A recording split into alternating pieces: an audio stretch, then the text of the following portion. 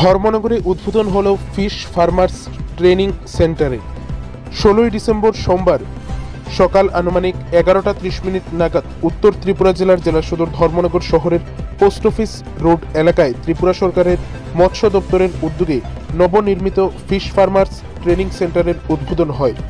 প্রদীপ প্রজ্বলনের মাধ্যমে এটির শুভ উদ্বোধন করেন ধর্মনগরের বিধায়ক তথা রাজ্য বিধানসভার অধ্যক্ষ বিশ্ববন্ধু সেন।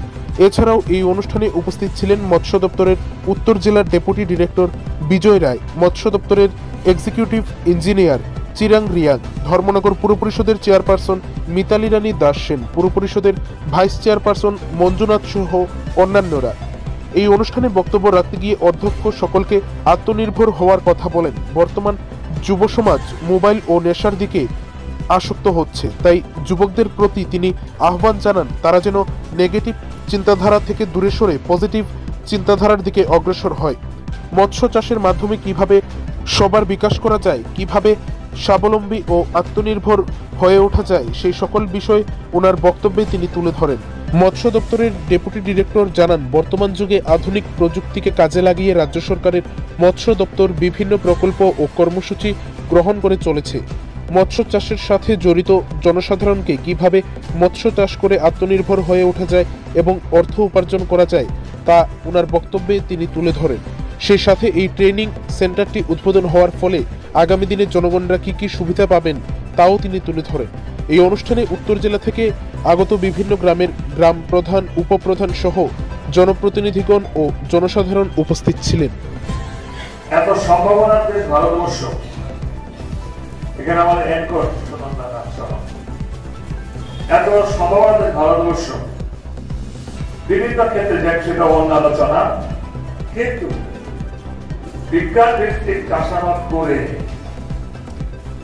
একজন কৃষক, একজন মৎস্য ব্যবসায়ী, একজন শুকর ব্যবসায়ী, একজন হাঁস মুরগি পালনকারী ব্যবসায়ী, গরু বাছুর পালন করা ব্যবসায়ী, মোষ পালন করা ব্যবসায়ী, গার্ডেনিং করে ফুল গাছ লাগিয়ে ব্যবসা, ফল গাছ লাগিয়ে ব্যবসা, প্রতিটি ক্ষেত্রে ক্ষেত্রে কিন্তু সরকার সুযোগ দিচ্ছে। আমরা সেই সুযোগটা নেই না। অনেকগুলো কারণ আছে। প্রথম কারণটা বিশ্লেষণ করে বলি, এখানে উপস্থিত দেখবেন, এই যে উপস্থিত বারান্দায় আছে কিছু উপস্থিত, এর মধ্যে 18 থেকে 25 বছর কতজন? একজন না, নট এ সিঙ্গেল ম্যান। 18 থেকে 20 থেকে 30 কয়জন? নাই নাই। ওরা কোথায়? ওরা ভারতবর্ষকে ড্যামেজ করার যে আন্তর্জাতিক চক্র, এখানে কিন্তু সিপিএম কংগ্রেস বিজেপি না, ভারতবর্ষকে ড্যামেজ করার যে আন্তর্জাতিক চক্র তার শিকার। ছেলেমেয়েরা ডুবে গেছে মোবাইলে। সবাই জানে যে আমাদের রাজ্য মৎস্য দপ্তর আমাদের বিভিন্ন মৎস্য চাষীদের বিজ্ঞান ভিত্তিক মাছ চাষের ট্রেনিং দেওয়ার জন্য প্রত্যেক সাব ডিভিশনে একটা করে ট্রেনিং সেন্টার করা হয়েছে এবং এই রাজ্যের মাছের উৎপাদন বৃদ্ধির জন্য এবং আমরা যাতে বাইরে থেকে মাছ না আনতে হয়, আমাদের মধ্যে যে প্রোডাকশন এবং ডিমান্ডের মধ্যে কিছুটা গ্যাপ আছে, সেই ক্ষেত্রে মাছের প্রোডাকশন বাড়ানোর জন্য মৎস্য চাষীদের ট্রেনিং একটা খুবই গুরুত্বপূর্ণ। সেক্ষেত্রে মৎস্য চাষীরা এই ধর্মনগর সাব ডিভিশনে তারা মৎস্য চাষ বিষয়ে, বিজ্ঞান ভিত্তিক চাষ বিষয়ে জানতে পারবেন এবং জ্ঞান অর্জন করতে পারবেন, তাতে রাজ্যের মৎস্য উৎপাদনের ক্ষেত্রে বিশেষ ভূমিকা পাবে।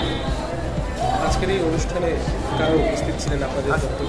আজকের এই অনুষ্ঠানে আমাদের যে ইনোগ্রেশন হয়েছে, ইনোগ্রেশন করেছেন মাননীয় অধ্যক্ষ ত্রিপুরা বিধানসভা শ্রী বিশ্ববন্ধু সেন মহোদয়।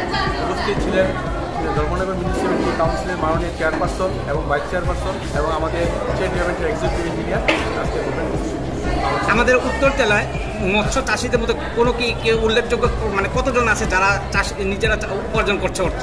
আমাদের উত্তর ত্রিপুরা জেলায় বিভিন্ন রকমের এন্টারপ্রেনিয়ারশিপ অলরেডি তৈরি হয়েছে, মাছ চাষ করে যারা এখন বর্তমানে ভালো ইনকাম করছে এবং আমাদের কাঞ্চনপুর, পানিসাগর এবং ধর্মনগরে অনেক চাষি এবং ইয়ং জেনারেশনে যারা আছে তারা আনএমপ্লয়মেন্ট, তারা মৎস্য চাষের ক্ষেত্রে এগিয়ে আসছে এবং এটা খুব ভালো লক্ষণ। আগামী দিনে আমি আশা করি আরও অনেক পরিমাণ এন্টারপ্রেনিয়ারশিপ তৈরি হবে, যা উত্তর ত্রিপুরা মৎস্য চাষের ক্ষেত্রে একটা বিশেষ ভূমিকা গ্রহণ করবে। তাছাড়াও আমাদের এই আজকের অনুষ্ঠানে বিভিন্ন ডিএমসির যে ওয়ার্ডের আছেন কাউন্সিলর, ওনারাও উপস্থিত ছিলেন।